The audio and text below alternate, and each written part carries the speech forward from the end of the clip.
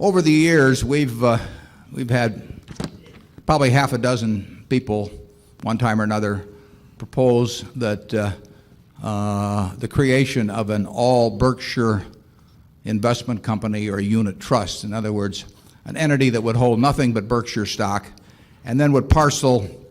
out its own shares in smaller denomination pieces to the public. And we have generally discouraged that because we felt that there was considerable potential for abuse in such an arrangement. And our discouragement has been successful up until last fall, when there were two proposals that went as far as submission to the SEC for clearance that involved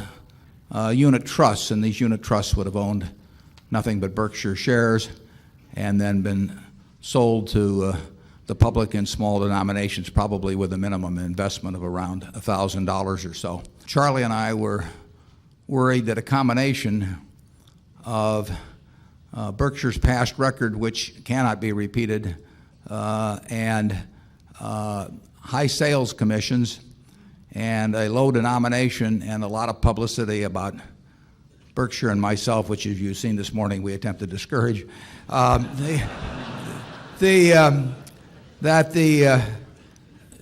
a great many people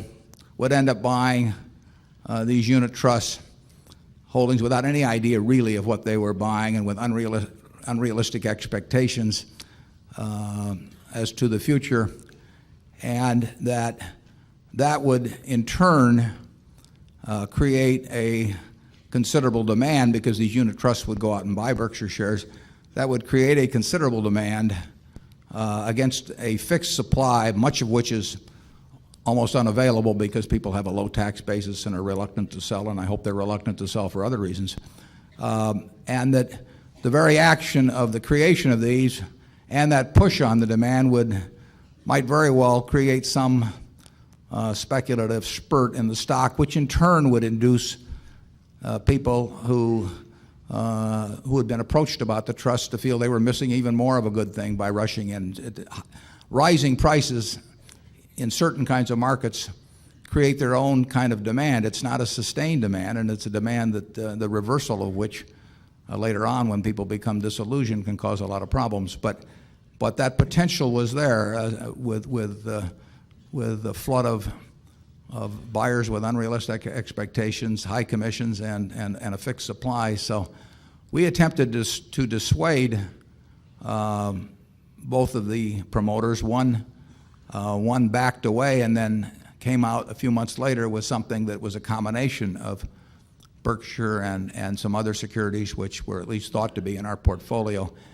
And we started hearing from people that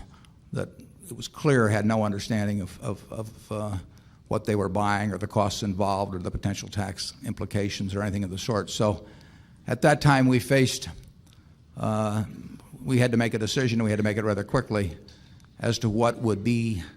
the best solution to this problem that in turn wouldn't create the same sort of thing that we felt had potential harm when being done by these promoters. Obviously, we considered a split of the stock,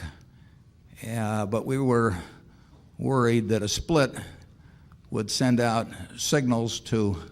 all kinds of people who want to believe in things that may not be too believable about future performance, and that they would look at it as some grand chance to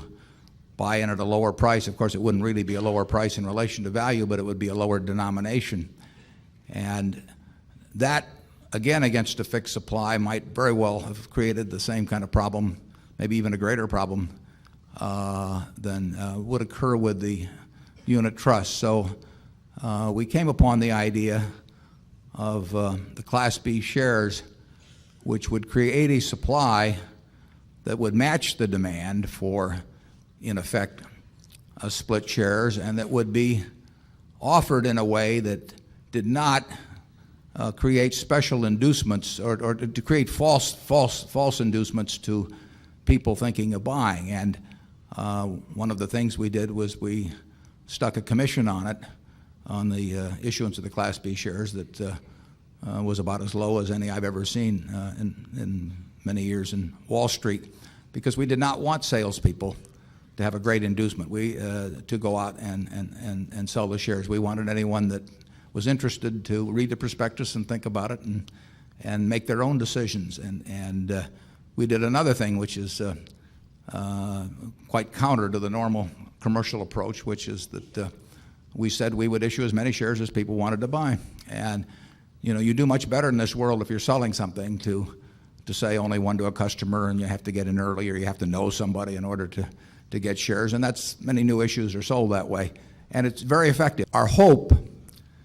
is that the Class B shareholders that we attract are of the same quality as the people in this room, that they have an investment attitude that